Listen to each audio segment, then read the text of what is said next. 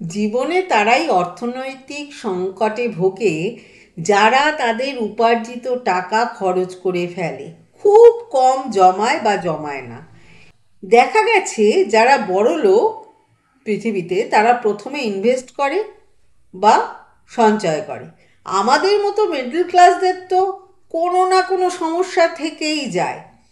আমাদের রোজগার ও খরচের মধ্যে দিয়ে জীবন পার হয়।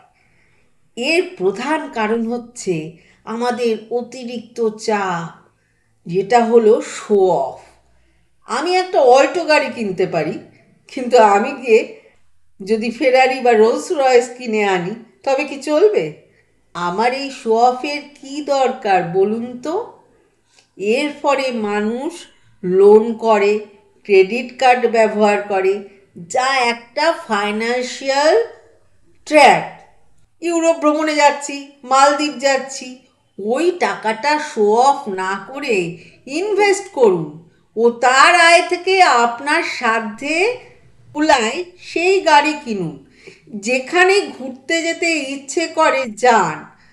এই ব্র্যান্ড বাড়ানোর জন্য আমরা অসুস্থ কম্পিটিশনে লিপ্ত হই।